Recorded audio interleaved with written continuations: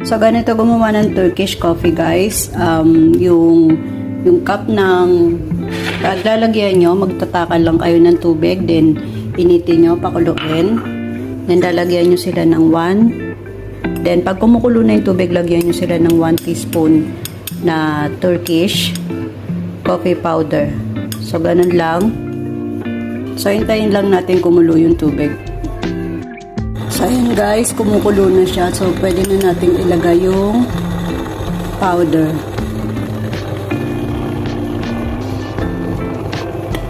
Stir lang natin ng konti.